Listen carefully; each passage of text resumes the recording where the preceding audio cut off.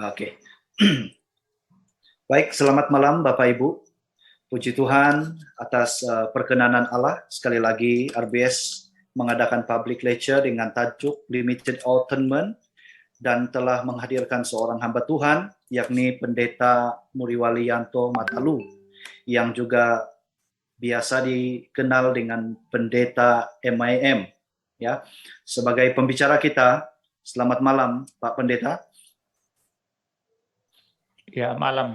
Ya. Selamat datang dan selamat bergabung kepada rekan-rekan RBS, juga beberapa rekan pastor dan jemaat dari Malaysia. Puji Tuhan, kiranya oleh kemurahan Allah, acara ini bisa menjadi berkat kepada kita semua. Baiklah, saat ini saya ingin mengajak Bapak Ibu untuk berdoa. Mari kita berdoa. Kami bersyukur di atas perkenanan Allah bagi acara ini. Kami sangat percaya semuanya dalam kendali-Mu, termasuk jugalah peralatan Zoom yang kami gunakan. Teristimewanya pembicara kami, Pak Pendeta MYM, juga audiens Zoom, kiranya diberikan konsentrasi untuk studi ini. Dalam nama Tuhan Yesus kami berdoa. Amin. Baik, Bapak Ibu, saya akan membacakan profil singkat dari pembicara kita. Pendeta Muriwalianto Matalu adalah pendiri dan Ketua Yayasan Gerakan Kebangunan Kristen Reform dan pendeta di gereja-gereja reformasi di Indonesia. Studi beliau telah menyelesaikan S1 Teologi di STT Salem, Malang pada tahun 2006, menyelesaikan MA dalam bidang teologi, Master of Intercultural Reform Theology, MIRT, di Theologisch University Kampen, Belanda pada tahun 2016. Saat ini beliau sedang riset PhD dalam bidang teologi sistematika di Theologisch University Kampen, Belanda juga. Puji Tuhan, Pak MIM ini sudah sangat dikenal banyak orang sebagai apologet dan pembela ajaran iman Kristen. Jadi bagi yang mengikuti channel-channel beliau, kita pasti sudah mengetahui dan mengenal beliau ini. Beliau juga seorang penulis artikel in journal, book reviewer dan editor, dan penulis buku. Ya, saya sendiri belum punya buku-bukunya. Semoga nanti bisa punya ya buku-buku dari Pendeta MYM ini. Keluarga beliau, istri Weni Kartika Sari, dan anak pertamanya Abraham Umbu Natar Matalu. Ya, nah saya ingin membacakan sebelum memberikan kepada Pak MYM, saya akan membacakan aturan Zoom ini. Selama acara ini berjalan, silakan mic Anda di-mute kecuali atas izin moderator. Ya. Setelah Pak MYM selesai menyampaikan materinya, jika ada pertanyaan, itu akan dibuka setelah Pak MYM sudah selesai menyampaikan materinya, yaitu melalui via suara dengan syarat harus mengaktifkan video. Ya. Nah, dalam sesi tanya jawab nanti, Anda atau kita semua diminta agar menggunakan bahasa yang sopan, jelas, dan singkat. Ya. Baik, tanpa berpanjang lebar, saya langsung saja memberikan ruang dan masa ini kepada pembicara kita, yaitu Pak MYM. Silakan Pak MYM. Ya, selamat malam semua. Sebetulnya topik ini sebetulnya topik yang sudah sering dibahas ya. Saya sebetulnya berharap bukan topik seperti ini yang diminta kepada saya untuk saya bahas ya. Tapi ya sudah diminta oleh Pak Patar ya, jadi saya akan menyampaikan topik ini. Mungkin kalau saudara lain kali mungkin ya mau mengundang saya lagi, ya mungkin bisa mencari topik yang mungkin lebih berat ya, lebih berat seputar teologi atau filsafat begitu kan, biar lebih bisa apa namanya berpikir lebih dalam ya begitu ya, ketimbang mengulang-ulang hal yang sama yang sudah terus dibahas berkali-kali oleh banyak orang ya. Saya pun sudah membahas ini juga sih di YouTube saya. Jadi baik, malam hari ini saya fokus kepada aspek teologi dan filosofi daripada doktrin limited atonement ini. Dan saya tidak akan berfokus untuk menggali bagian-bagian Alkitab ya lalu menjelaskan itu. Saya kira sudah terlalu banyak pelajaran-pelajaran tentang itu ya. Lagi pula begini, mungkin saya bisa memberi sedikit saran kepada saudara. Kita coba mengubah apa namanya cara kita atau pola kita di dalam berteologi, di dalam apa namanya itu ya, di dalam kita mengajar, juga menjadi murid, dan ya di dalam berwacana secara teologi ya.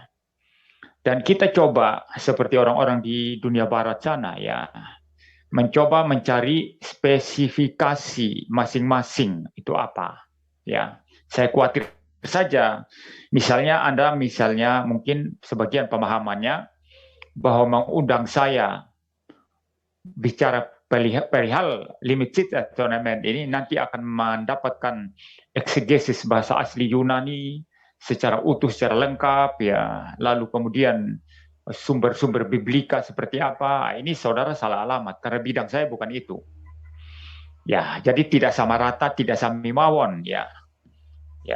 Tapi kalau Anda mau fokus kepada isu-isunya secara teologi dan filosofis ya, juga secara dogmatika, ya, sudah benar untuk mengundang saya, begitu ya. Jadi mari kita coba kalau belajar itu betul-betul melihat kekhususan atau spesialisasi apa ya dari orang-orang yang kita undang dan khusus kita sekarang mau belajar apa, gitu ya. Jadi tentu saja yang saya hadirkan di sini adalah aspek dogmatikanya. Ya, bukan membeberkan begitu banyak ayat Alkitab di sini lalu saya eksegesis satu-satu, bukan itu ya. Sebetulnya itu tugas biblika itu yang seperti itu. Maka sesuai dengan hal ini saya akan membagi pembahasan saya itu ke dalam 3 bagian ya. Yang pertama saya sedikit bicara aspek historis ya tentang doktrin limited atonement ini. Mungkin saya bicara dari perspektif abad ke-17 ya, dan secara khusus di dalam bagaimana dalam pasal-pasal Canon of Dort itu apa namanya dibicarakan di sana dan orang-orangnya seperti apa dan pada masa itu seperti apa ya, mungkin secara ringkas saja dan saya tidak akan terlalu kompleks dan rumit. Yang kedua, kita akan fokus melihat apa yang dikatakan oleh Canon of Dort ya mengenai limited atonement ini ya. Jadi saya menghindarkan diri untuk tidak membahas misalnya Westminster Confession atau yang lainnya ya. Saya coba fokus kepada Canon of Dort karena itu yang kemudian disingkat menjadi TULIP ya. Total depravity, unconditional election, limited atonement, irresistible grace, dan perseverance of the saints ya, seperti itu. Jadi kita fokus kepada Canon of Dort dan kita melihat 1-2 pasal di sana nanti ya, bagaimana dia menjelaskan apakah Canon of Dort ini menganut limited atau justru unlimited atau confused ya, merupakan penggabungan dari keduanya gitu ya. Seperti itu. Nah, setelah itu semua clear, kita masuk pada aspek yang ketiga atau bagian yang ketiga dari pembahasan saya, yaitu aspek filosofis dan teologisnya. Saya akan membuat argumentasi-argumentasi di sana nanti, dan mungkin saya akan menghadirkan beberapa teks Alkitab Ya, setelah itu saya tutup pembahasan saya dan kita masuk dalam tanya jawab. Nah, kalau dari segi sejarah, memang Calvin kelihatannya dia memang pegang limited, ya, tetapi dalam bagian-bagian lain juga tulisannya seolah-olah itu mengambang dan terbuka, ya. Jadi memang kita tidak bisa menggali langsung dari Calvin, lalu kita mencoba untuk berangkat dari ajaran Calvin, mengajarkan tentang limited atonement, ya, seperti itu. Tetapi kalau dilihat dari bagaimana Calvin itu mengajarkan predestinasi, ya jelas Calvin itu seharusnya memang posisinya itu di limited, ya, seperti itu, ya.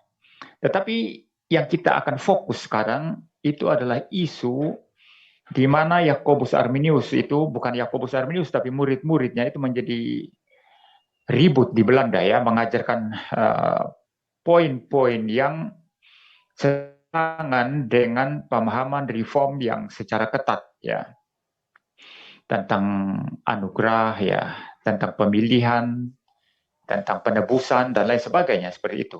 Secara persis, ya, nanti itulah yang di counter oleh sinode di Dordrecht, yang memunculkan pasal-pasal Dort itu yang kita kenal sebagai tulip. Nah, waktu ada boleh saya katakan kekisruhan semacam ini, maka orang-orang reform itu merasa perlu untuk bersidang. Ya, mereka merasa perlu untuk berkumpul dan bersidang, dan memang diputuskan untuk bersidang di Dordrecht, ya. Dan sebetulnya sidang itu bukan hanya reform Belanda di sana yang ada, ya, bukan hanya reform Belanda, tapi reform dari seluruh Eropa, ya, boleh dibilang dari seluruh dunia yang ada gereja reformnya lah, begitu, ya. Ya, berarti ada dari Inggris, dari Jerman ada, ya, dan dari beberapa tempat lain itu ada hadir di situ.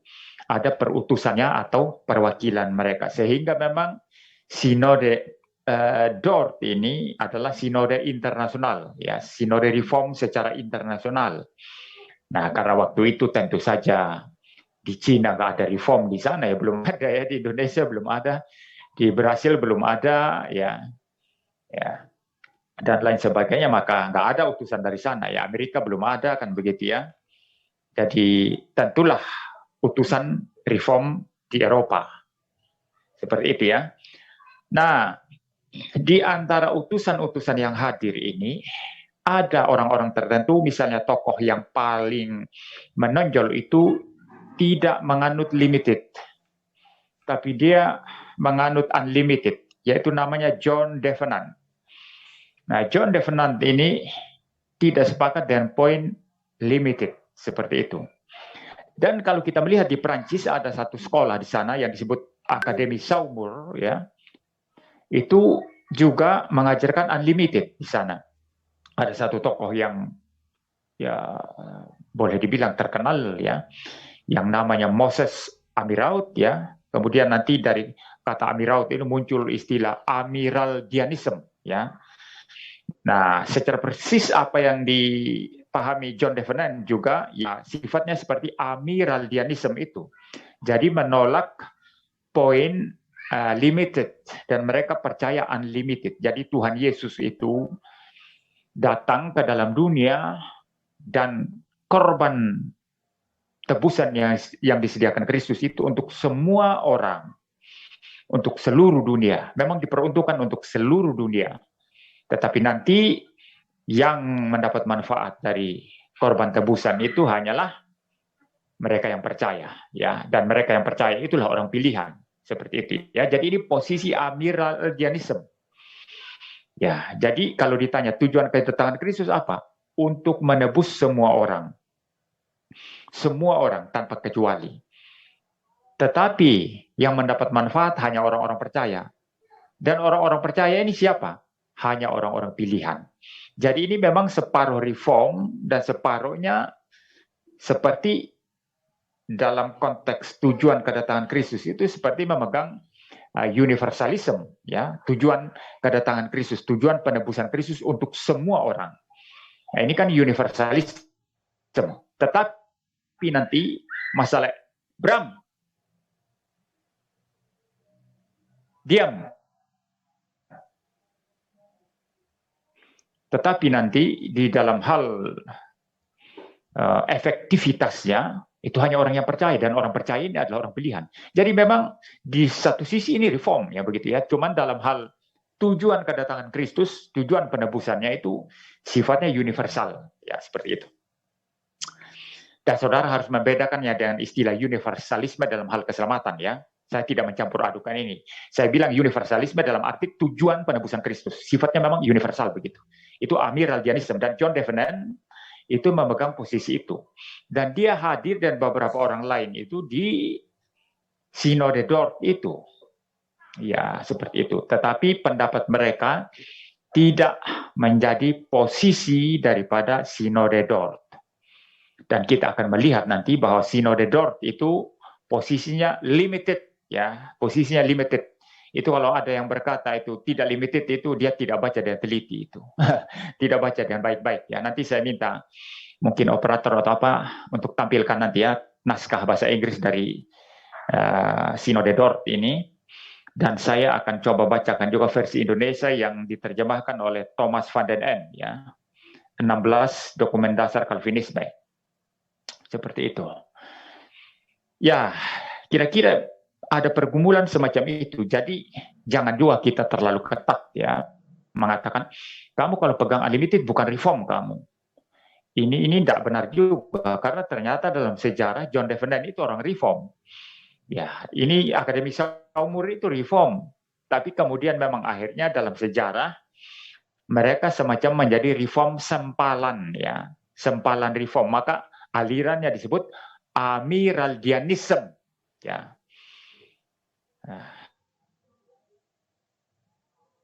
Mereka ya reform, cuma menolak point limited atonement, ya. Nah, kalau menurut saya sih reform yang nggak tuntas. Kalau menurut saya, ya, saya masih mengakui itu mereka reform, tapi reform yang tidak tuntas. Ya, poin-poin lain mereka terima semua, ya, mulai dari TU, ya, IP mereka terima semua. Mereka hanya tidak terima yang limited itu. Ya, nah itu bagian pertama, ya, secara ringkas yang saya bisa sampaikan. Lalu yang kedua, Canon of Dort sekarang, ya, kita coba masuk, ya. Mungkin saya minta operator atau siapa untuk menampilkan naskah atau teks daripada Canon of Dort, ya, dalam versi bahasa Inggris, ya, saudara, ya. Silakan ditampilkan. Ya, coba pasal yang pertama, artikel yang ke-6. Coba diperbesar, ya. Pasal pertama, artikel yang ke-6. Artikel yang ke-6, ya.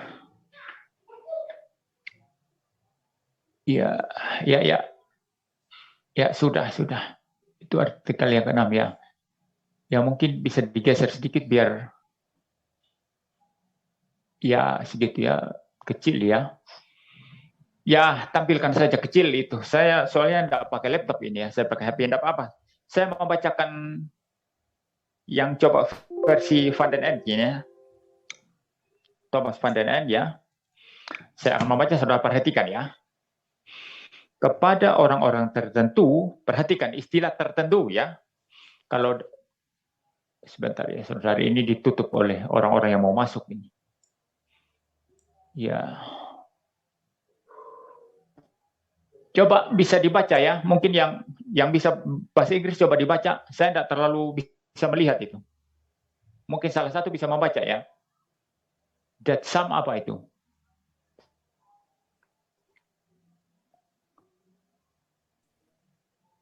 Iya, Pak. Ya, silakan artikel dibaca. 6, Pak, ya. Ya, artikel 6. That some receive the gift of faith from God and others do not receive it proceeds from God's eternal decree. Ya, cukup dulu. Jadi that some, ya. Jadi bukan semua, ya, itu, ya. Kalau dalam terjemahan Van den Ende ini kepada orang-orang tertentu katanya, begitu ya. Jadi some ini bukan sebagian ya, bukan semua orang ya. Ya, kalau saya lanjutkan membaca versi Van den Ende ini ya, kepada orang-orang tertentu Allah mengaruniakan iman dalam hidup ini. Kepada yang lain tidak. Jadi Allah mengaruniakan iman kepada orang tertentu, kepada yang lain tidak. Ya, seperti itu. Saya baca lanjutannya, hal ini timbul dari keputusannya yang kekal. Jadi, bagaimana Tuhan mengaruniakan iman kepada separuh orang dan separuh yang lain tidak, itu berdasarkan kepada keputusannya yang kekal, kepada dekretnya, ya. Ya, based on the decree of God, ya. Dekret Allah. Karena semua karyanya telah diketahuinya sejak mula. Dan segala sesuatu dikerjakannya menurut keputusan kehendaknya. Nah, perhatikan baik-baik ya. Ini secara dogmatika ini sangat utuh dan lengkap ini pernyataan artikel yang ke-6 ini ya. Jadi, sebagian orang dikasih iman, sebagian tidak. Itu berasal dari dekret Allah yang kekal, ya, keputusan Allah yang kekal. Ya, karena semua karyanya telah diketahuinya sejak semula, ini berbicara tentang kemahatauan Allah. Ya, diketahuinya sejak semula ya. Ini bicara tentang kemahatauan Allah dan segala sesuatu dikerjakannya menurut keputusan kehendaknya. Jadi antara kemahatauan Allah dan kehendak Allah itulah yang menjadi dasar dekret Allah. Dan salah satu yang didekretkan Allah adalah sebagian ada iman, dikasih iman, sebagian tidak. Nah, kalau saudara membaca ini bicara tentang topik pemilihan ini. Ya. Election ini belum limited ini. Tapi kalau saudara membaca dari ini saja, kalau dari semula Allah itu memilih sebagian, diberi iman sebagian tidak, dan itu berdasarkan pada kemahatauan dan kepada keputusan kehendaknya kekal yang menjadi dasar dekretnya, maka bagaimana mungkin mengutus anak untuk melakukan sesuatu yang lain daripada yang sudah didekretkan itu. Saudara paham logikanya ya? Bagaimana ya dia mengutus anaknya yang tunggal itu untuk melakukan sesuatu yang lain selain daripada yang sudah didekretkan. Ini ada sesuatu yang missing, ada sesuatu yang tidak konsisten atau sesuatu yang tidak bersesuaian. Allah tidak pernah mengerjakan hal yang tidak bersesuaian. Ya, maka saya harap gini, kita sebagai orang Kristen jangan hanya taunya berkutat pada teks ya, bahasa asli apa segala macam, tanpa ada dukungan logik yang benar, itu tidak bisa. Teologi kita itu harus dibangun di atas firman Allah yang logis. Jangan terlalu banyak sibuk bicara teks-teks bahasa asli, tapi lupa kaitan secara keseluruhan, lupa rasionalitas Alkitab. Lupa bahwa Alkitab itu merupakan satu kesatuan, tidak bisa dipisah, begitu ya. Nah, ini yang kita akan bahas hari ini, ya. Jadi coba saudara pikir, Allah mendekretkan berdasarkan kemahatauan dan kehendaknya yang kekal. Sebagian diberi iman, sebagian tidak. Bagaimana mungkin kirim anaknya bertentangan dengan itu? Tidak mungkin itu, ini tidak logik, ya. Sesuatu yang irasional, yang unintelligible. Ya, nah sekarang kita masuk poin limited sekarang. Di pasal yang kedua ya, pasal yang kedua itu artikel yang ketiga. Coba. Pasal yang kedua, artikel yang ketiga.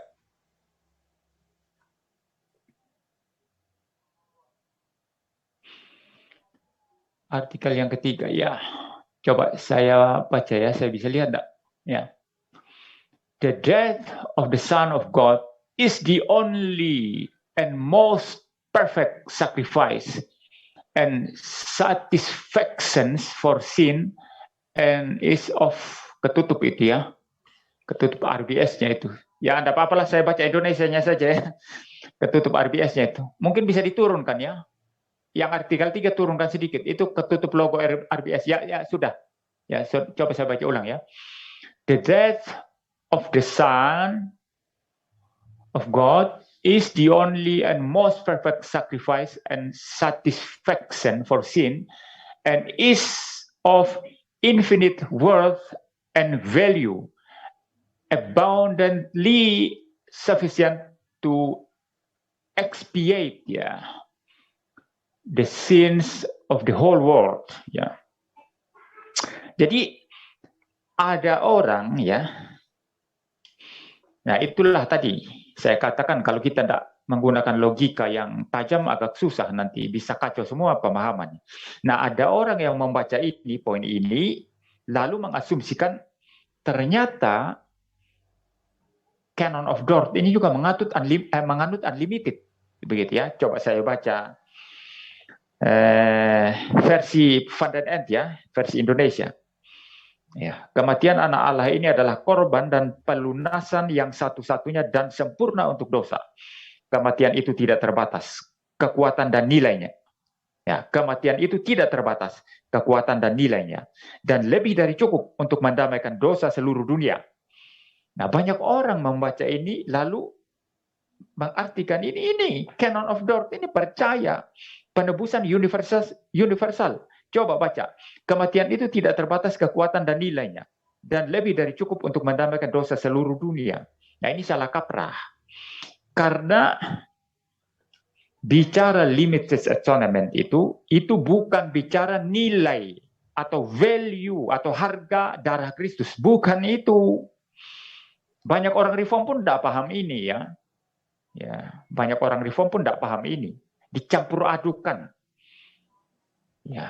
Antara nilai, value daripada darah Kristus, penebusan Kristus, dengan tujuan penebusan. Tidak bisa dicampur aduk. Nilai daripada penebusan Kristus tentu tidak terbatas. Kenapa tidak terbatas? Karena korban itu dari Allah yang tidak terbatas. Maka nilai korban Kristus itu sanggup menghapus dosa seluruh dunia. Sanggup untuk membereskan dosa seluruh dunia. Bermiliar-miliar orang sanggup, sampai manusia dari Adam sampai Tuhan Yesus datang kembali, sanggup, mampu. Itu dari segi value-nya, nilainya, harganya. Tapi limited atonement tidak bicara itu. Maka ketika mengambil artikel ini lalu dianggap, loh ini Canon of Dort ternyata percaya universal atonement malah ini. Itu sudah salah kaprah. Dia ini bicara nilai di sini. Bicara nilai. Nah, yang kita fokus dalam masalah limited atau unlimited itu dalam hal dua. Dalam dua hal maksud saya Pertama, tujuan penebusan Kristus. Terbatas atau tidak terbatas. Beda nilai sama tujuan beda tujuan penebusan Kristus terbatas atau tidak terbatas. Itu pertama. Kedua, efektivitasnya terbatas atau tidak terbatas. Nah, di dalam dua hal ini kita menjawab terbatas. Tujuan penebusan Kristus itu terbatas. Terbatas kepada siapa? Hanya untuk orang-orang pilihan. Maka efektivitasnya nanti hanya untuk orang-orang pilihan. Seperti itu. Karena tujuan kedatangannya, penebusannya memang hanya untuk orang-orang pilihan, bukan untuk semua orang. Nah, maka walaupun nilai penebusan itu bisa menebus seluruh dunia, tetapi karena tujuan kedatangan Kristus, tujuan penebusan Kristus itu hanya untuk orang-orang pilihan, maka itu hanya terbatas, diperuntukkan bagi orang-orang pilihan, tidak untuk non-pilihan. Maka non-pilihan tak pernah berbagian di dalam karya penebusan Kristus. Maka nanti hasilnya, efektivitasnya hanya orang-orang pilihan. Seperti itu saudara Maka reform itu percaya nilainya tidak terbatas, bisa menebus seluruh dunia. Tetapi karena tujuan kedatangan Kristus hanya untuk menebus orang pilihan, maka hanya orang pilihan yang boleh mendapat bagian dalam penebusan itu dan hanya efektif pada mereka. Coba sekarang artikel yang ke-8. Dibuka artikel yang ke-8, di scroll ya, dinaikkan. Nah, ini agak panjang ya. Ya, stop sekarang. Ini terlalu kecil ya. Jadi mungkin saya coba membaca ini ya, yang versi Van den End ya. Sebab inilah keputusan yang berdaulat. Kembali lagi ya, ini bicara kedaulatan Allah. Ya, sebab inilah keputusan yang berdaulat. Kehendak yang penuh rahmat dan maksud Allah Bapa, yaitu agar keampuhan yang menghidupkan dan menyelamatkan yang terdapat dalam kematian anaknya yang amat berharga itu menjangkau semua orang terpilih. Perhatikan baik-baik, menjangkau semua orang terpilih. Bukan menjangkau semua orang, bukan, tapi semua orang terpilih. Ya, untuk mengaruniakan hanya kepada mereka saja iman yang membenarkan. Dan oleh iman itu dengan tak tergagalkan mengantarkan mereka kepada keselamatan. Jadi apa yang saya katakan tadi, tujuan penebusan Kristus hanya untuk orang pilihan dan efektivitasnya hanya untuk orang pilihan. Jelas sekali di sini. Ya, kalau dalam versi bahasa Inggris ini apa ya? Coba. For this was the sovereign counsel and most gracious will and purpose of God the Father, that the quickening and saving efficacy of the most, waduh, saya tidak terlalu jelas itu ya, tidak apa-apa ya. Saya kira Van den End menerjemahkan sangat bagus di sini ya, saudara ya. Jadi saya membaca ulang versi Indonesia saja ya. Saya tidak pakai laptop ini saudara tadi. Saya pakai HP jadi tulisannya terlalu kecil. Ya, coba saya membaca kembali bahasa Indonesianya ya. Sebab inilah keputusan yang berdaulat, kehendak yang penuh rahmat dan maksud Allah Bapa, yaitu agar keampuhan, perhatikan, keampuhan yang menghidupkan dan menyelamatkan yang terdapat dalam kematian anaknya yang amat berharga itu menjangkau semua orang terpilih untuk mengaruniakan hanya kepada mereka saja iman yang membenarkan. Dan oleh iman itu dengan tak tergagalkan mengantarkan mereka kepada keselamatan. Ya, jadi ini hanya untuk orang-orang pilihan. Ya, mungkin saya baca ulang ya, agak kelihatan sekarang. Sebentar. For this was the sovereign counsel and most gracious will and purpose of God the Father, that the quickening and saving efficacy of the most precious death of his Son should be extended to all the elect. To all the elect. Bukan to all men, ya. To all men beda sama all elect, ya. All the elect, ya. All the elect itu semua orang pilihan, bukan semua manusia. Jadi siapa yang bilang kalau Canon of Dort ini tidak menganut limited, itu salah kaprah yang besar. Jangan dicampur adukan nilai penebusan dengan tujuan penebusan dan efektivitasnya. Ketika kita berbicara limited atonement, kita berbicara apa? Berbicara tujuan penebusan hanya untuk orang pilihan. Tujuan kedatangan Kristus hanya untuk orang pilihan. Ya, dan efektivitasnya hanya orang pilihan. Itu namanya limited atonement. Kalau nilainya sih bisa menghapus seluruh dunia, dosanya bisa menebus seluruh dunia, bisa. Itu masalah nilai, tapi kita tidak bicara nilai.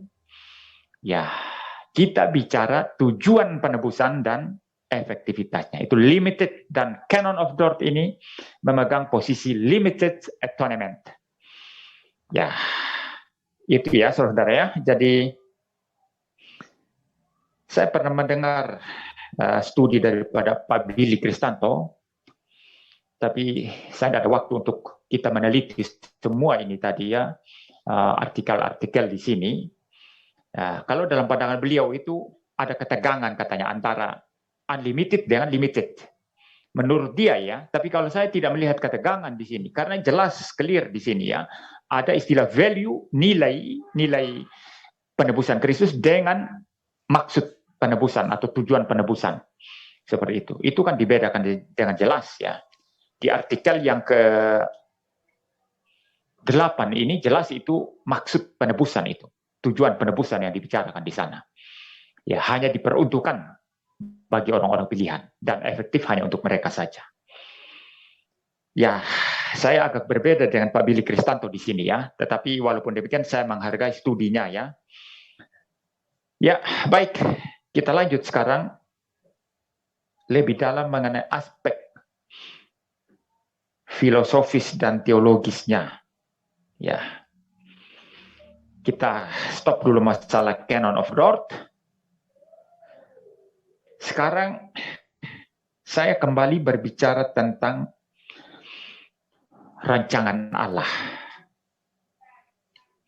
Kalau kita membicarakan rancangan Allah, kita membicarakan rancangan dari Allah yang sempurna. Karena Allah itu sempurna, maka rancangannya sempurna. Ya, dekretnya sempurna. Seluruh rencananya sempurna. Tidak ada yang tidak terjadi. Semua pasti terjadi. Nah, itu poin pertama.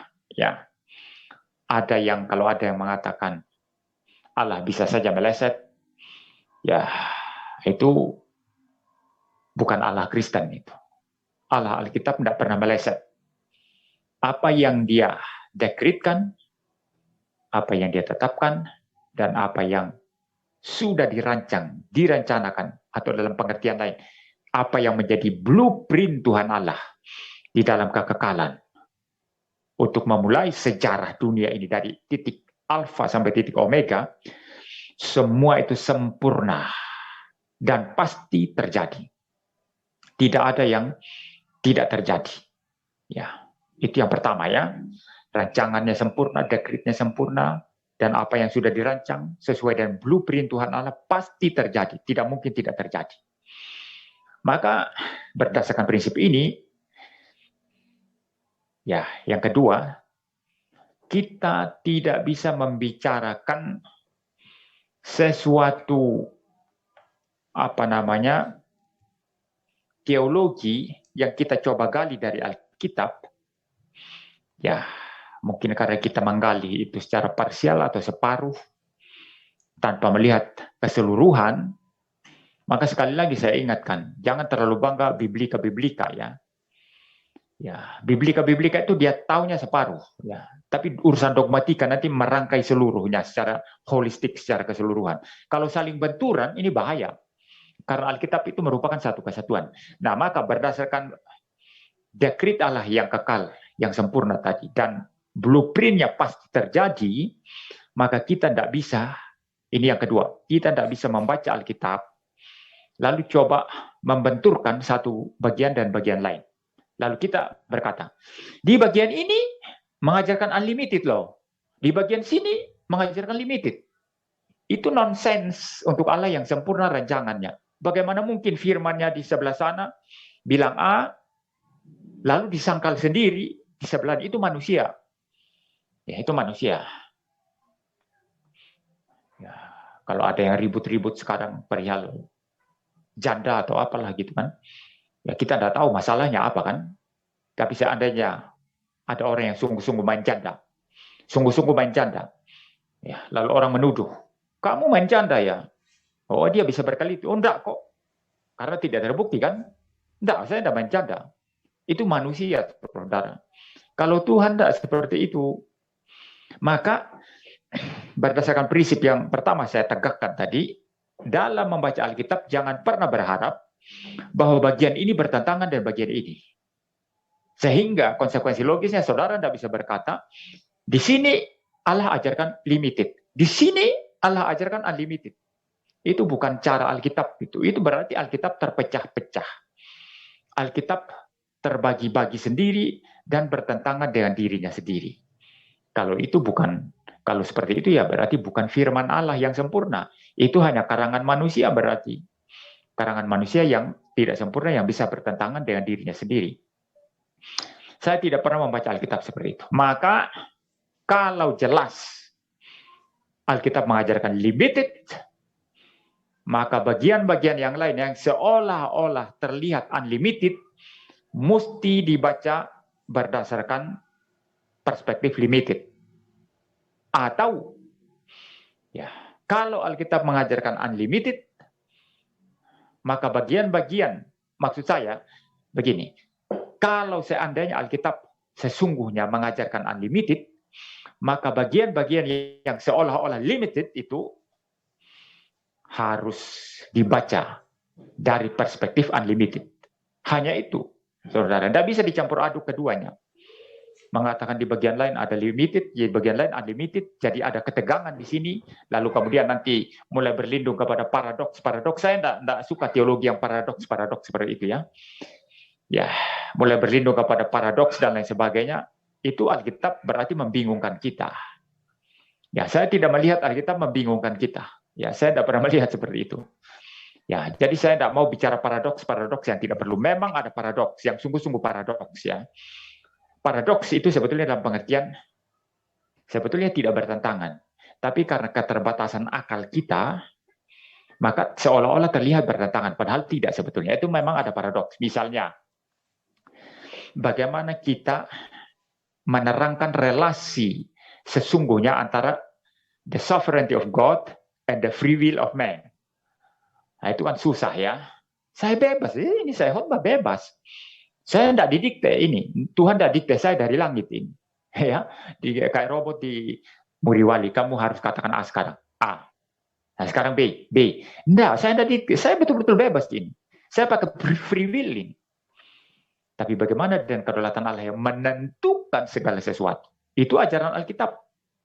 Bahwa Allah menentukan segala sesuatu. Dan bahwa manusia juga punya free will. Ya, free will yang terbatas ya, bukan free will yang bebas seperti bebas-bebas ya sebebas-bebasnya, tidak ya. Free will manusia itu terbatas, dan bukan hanya terbatas, sudah dipolusi, diperbudak oleh dosa. Ya, tapi kita tidak bicara itu hari ini ya. Jadi bagaimana melihat relasi antara ini? Ya, kedaulatan Allah dan free will manusia. Ini susah ini.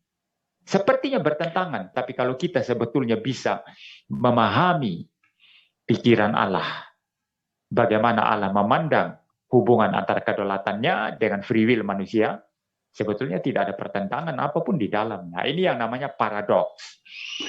Tetapi menggunakan istilah paradoks ini secara sembarangan, secara serampangan, diterapkan ke bagian-bagian misalnya antara limited dan unlimited, wah ini bagi saya keterlaluan. Ini sudah kebablasan. Ini paradoks-paradoks yang sebetulnya itu nonsens bagi saya. Jadi bagi saya gini aja, either limited or unlimited. Ya, tidak bisa kita berkata Alkitab ajarkan unlimited, sekaligus ajarkan limited. Pilih saja limited atau unlimited. Ya, dan saya melihat Alkitab memang kalau kita mau konsisten dengan konsep pemilihan, ya, saudara lihat di Perjanjian Lama, Perjanjian Baru, konsep tentang pemilihan itu begitu kental, begitu strict ya, pengajaran tentang pemilihan. Maka untuk apa Yesus datang? Untuk orang-orang pilihan dong. Tidak mungkin untuk semua orang. Ya, bagaimana di satu sisi Tuhan milih sebagian orang. Mereka dibimbing, mereka diselamatkan, mereka dikasih iman. Kita tadi sudah bahas juga kan dari pasal Dordet tadi ya, mengenai pemilihan ya. Mereka dikasih iman, dipilih ya, diselamatkan. Tapi kita mempunyai pikiran bahwa penebusan Kristus diperuntukkan juga bagi mereka yang tidak dipilih. Loh, peruntukannya untuk apa kalau begitu? Kalau Tuhan tidak memilih mereka, lalu penebusan Kristus diperuntukkan kepada mereka. Ini namanya peruntukan yang mubazir. Ya, ini sama dengan gini, saudara ya. Sama seperti ini. Saudara bikin makanan. Ya. Saya lebih banyak bicara aspek logika sekarang dan filosofis ya. Ya, banyak kita orang Kristen di Indonesia ini sibuk debat teks ya, tetapi logikanya nggak pernah disentuh begitu ya, makanya nanti debatnya banyak kacau-kacau. Dan kalau orang seperti saya, kalau sudah tidak logis begitu, saya gampang marah, saudara ya. Jadi gini, saudara bikin makanan, masak makanan. Saudara mau bikin makanan untuk dimakan oleh orang-orang. Ya, saudara, setelah bikin bagi ke orang-orang. Kalau Anda bagi ke orang-orang, tentu makanan itu dimakan oleh orang-orang yang bisa makan, yang hidup. Ya. Dan saudara tentu tujuannya tadi bikin makanan, tujuannya untuk siapa? Untuk orang yang hidup, yang bisa makan. Tidak mungkin orang bikin makanan untuk orang mati. Ya. Tapi saudara bikin makanan untuk dimakan oleh orang yang hidup. Itu tujuannya. Tetapi saudara bawa makanan-makanan sebagian itu ke kuburan, ditaruh di atas kuburan. Dikasih juga untuk orang mati. Ini maaf ya, ini maaf. Saya agak kasar. Ini kegoblokan namanya. Ini kebodohan namanya. Ini kebebalan namanya. Apakah Tuhan seperti itu? Tuhan tidak seperti itu. Ya, jadi saya melihat memang konsep tulip ini, melihat limited atonement itu tidak boleh lepas dari unconditional election, tidak boleh lepas. Dan sebetulnya 5 poin ini tidak boleh dilepas satu dan yang lainnya. Mulai dari total liberty sampai perseverance of the saints, itu tidak bisa dilepas. Itu. Ya. Jadi Anda percaya Tuhan yang bagaimana? Tuhan yang maha sempurna, yang bijaksana, yang dekretnya itu pasti terjadi. Dan yang sudah memilih sebagian orang dan memperuntukkan penebusan hanya untuk mereka. Atau saudara percaya Tuhan yang, ya bukan Tuhan yang benar ya, Tuhan abal-abal itu. Ya. Yang kacau balau rencananya ya. Rencananya mau menyelamatkan sebagian orang. Sebagian orang dipilih mau diselamatkan. Tapi yang dibuat adalah bahwa karya keselamatan itu dia berikan juga kepada yang sebetulnya dia tidak pilih untuk diselamatkan. Ini kacau balau seperti ini. Ya, nah kalau saudara memperhatikan dari perjanjian lama Tuhan memilih, katakanlah dari Abraham, pilih Abraham, kemudian anak Abraham Ishak, kemudian Yakub. Dari anak Ishak cuma Yakub yang dipilih, Esau tidak, ditolak. Lalu Israel perjanjian lama terus menerus lahirlah Mesias. Lalu gereja berdiri dan perjanjian baru, ajaran para rasul, konsep tentang pemilihan itu begitu ketat. Ya, mungkin salah satu sekarang coba ditampilkan di screen ya. Kita akan melihat. Mungkin sebelum kita ke Efesus ya, mungkin Roma dulu ya, Roma 8 ayat 29-30. Silakan ditampilkan ya di screen. Roma 8 ayat 29-30. Silakan. Roma 8 ayat 29-30 bisa? Kalau nggak bisa ya saya coba baca saja dari Alkitab saya ya.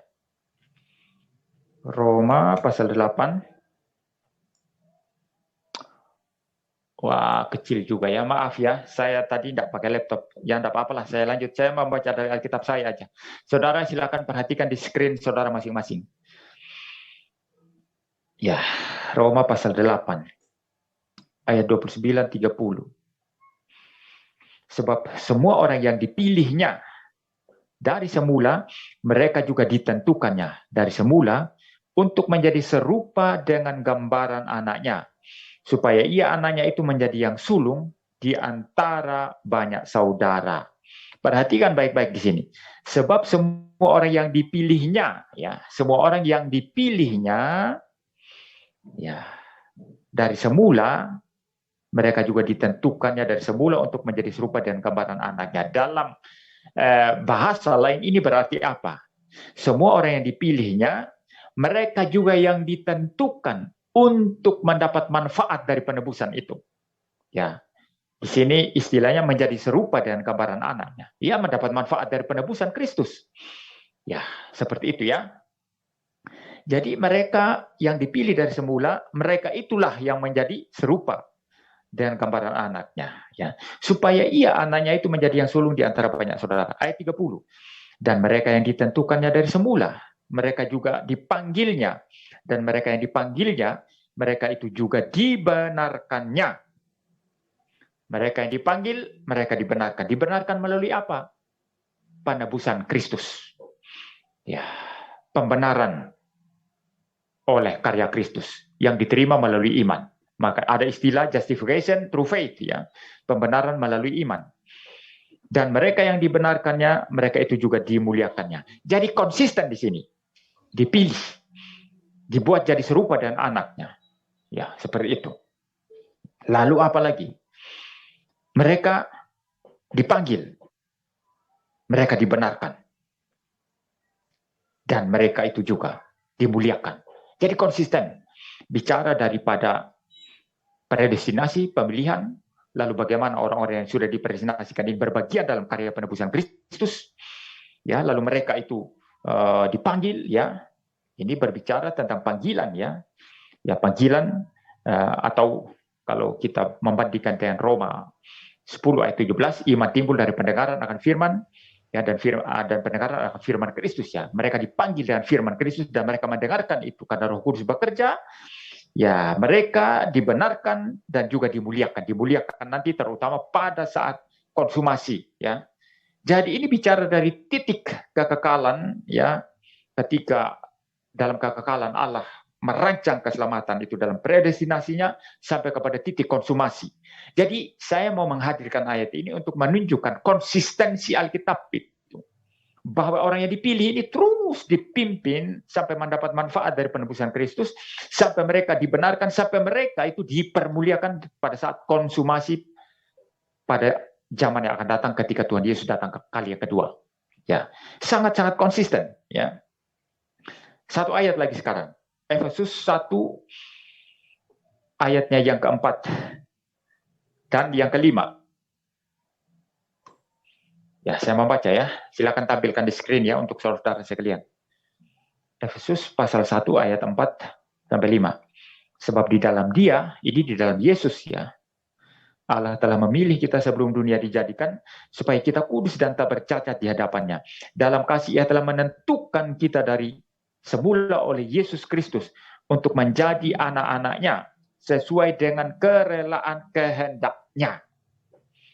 Jadi kita dari semula dipilih, ya, sebelum dunia dijadikan untuk menjadi kudus dan tak bercacat, ya. Dan di dalam kasih Allah Bapa telah menentukan kita dari semula oleh Yesus Kristus, ya, untuk menjadi anak-anaknya sesuai dengan kerelaan kehendak-Nya. Oleh Yesus Kristus maksudnya apa? Kita mendapat manfaat dari karya penebusannya. Ya, karena kalau tidak ada karya penebusan Kristus, kita tidak akan selamat. Ya, jadi sekali lagi ada konsistensi di sini, saudara. Ya, nah, kenapa saya sebetulnya masih ada ayat-ayat lain yang istilahnya itu senafas dengan ini, tapi kita tidak ada waktu untuk membuka semuanya. Saya kira cukup. Ya, saudara sudah melihat konsistensi di sana. Kalau begitu berarti apa? Tuhan hanya berurusan dengan orang-orang pilihan. Nah, sekarang pikirkan ini. Dalam predestinasi, Tuhan berurusan dengan orang-orang pilihan. Ya, perhatikan, ya. Lalu dalam sifat historisnya, mulai dari perjanjian lama, Tuhan sekali lagi berurusan hanya dengan orang pilihan. Mulai dari Abraham dan keturunannya Israel, sampai gereja perjanjian baru, Tuhan lagi berurusan dengan orang pilihan. Ayat-ayat tadi itu membuktikan itu. Ya, jadi Tuhan konsisten berurusan dengan orang pilihannya. Nah, logiskah, masuk akalkah, jika dari semula Tuhan berurusan hanya dengan orang pilihan, tiba-tiba pada saat penebusan Kristus dikerjakan, itu diperuntukkan untuk semua orang. Ini sesuatu yang sangat konyol. Sesuatu yang sangat konyol. Ya. Ya. Tapi kan, kalau mau debat, nggak ada yang mau berargumentasi seperti ini. Semua orang lebih sibuk bahas teks, kan. Ya, perang itu bahasa asli apa segala. Maka saya tidak tertarik sih debat-debat sih sebetulnya. Tidak terlalu tertarik, ya. Dulu paling konyol itu debat dengan Stephen Liao. Itu saya mau coba bawa dia aspek secara filosofis. Dia terus membangun narasi ke sana kemari, ya, kutip-kutip ayat, dan ya susah, ya, tidak fokus begitu. Jadi saya sulit, ya. Nah, ini argumentasi presaposisi sih sebetulnya ya. Jadi coba saudara pikir, intelligible atau unintelligible? Konsisten Alkitab itu, pemilihan dari predestinasi sampai bahkan konsumasi kalau kita berdasarkan Roma tadi itu ya, pasal yang ke-8 ayat 29-30. Lalu didukung lagi oleh Efesus 1, 4 dan 5 tadi. Konsisten itu. Lalu tiba-tiba ketika ada karya penebusan Kristus, itu untuk semua orang. Kan konyol ini. Sesuatu yang nonsens. Ya, sama saja dengan menuduh Tuhan itu pelin-pelan. Tuhan yang mencela-mencela, tidak bisa dipercaya begitu. Ya kalau manusia. Kalau Tuhan tidak seperti itu. Ya, maka kalau kita melihat aspek konsistensi pekerjaan Allah atau aspek konsistensi rancangan dan karya Allah, maka mau tidak mau, memang penebusan Kristus itu sifatnya limited atonement. Ditujukan hanya untuk orang-orang pilihan, bukan untuk semua orang. Walaupun nilainya bisa menebus seluruh dunia, tetapi hanya ditujukan bagi orang-orang pilihan saja. Dan maka efektif hanya untuk mereka. Saudara paham ya? Nah, satu bagian lagi sekarang yang secara eksplisit berbicara tentang limited ya. Sekarang membuka Yohanes. Ini dari kata-kata yang empunya penebusan itu sendiri, Tuhan Yesus. Ya. Yohanes 17. Apakah salah satu orang saya bisa minta untuk membacakan? Ya, Yohanes 17 ayat yang ke-9 ya. Bisa dibacakan salah satu? 17 ayat 9, Pak. Ya, silakan. Aku berdoa untuk mereka, bukan untuk dunia, aku berdoa, tetapi untuk mereka yang telah Engkau berikan kepadaku, sebab mereka adalah milik-Mu. Iya, perhatikan. Aku berdoa untuk mereka. Mereka ini siapa? Orang pilihan. Ya. Orang pilihan ya, yaitu murid-murid. Kalau saudara membaca seluruh konteksnya ini di ayat pasal 17 ini, orang pilihan yang dimaksud di sini adalah murid-murid secara khusus dan orang-orang yang percaya atas pemberitaan para murid ya. Itu jelas ya. Jadi saya baca ulang. Aku berdoa untuk mereka, bukan untuk dunia aku berdoa, bukan untuk dunia atau untuk semua orang. Ya, tetapi untuk mereka yang telah Engkau berikan kepadaku, sebab mereka adalah milik-Mu. Jadi orang-orang yang diberikan Bapa kepada Yesus, orang-orang pilihan yang dipilih sebelum dunia dijadikan, yang diberikan kepada Yesus, untuk mereka lah Tuhan Yesus berdoa. Ya, agar mereka menjadi satu. Sama seperti Bapa dan Yesus adalah satu, demikianlah orang-orang percaya menjadi satu dan satu di dalam Kristus.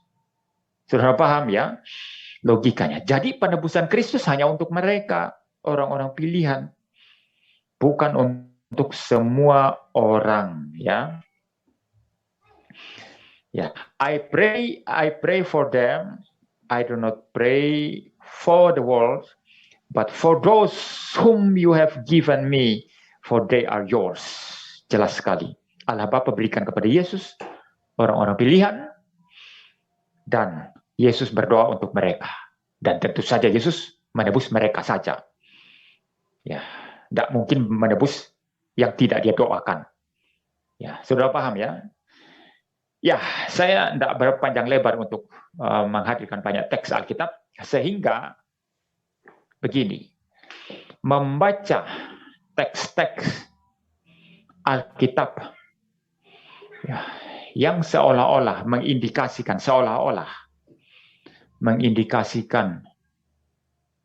unlimited atonement.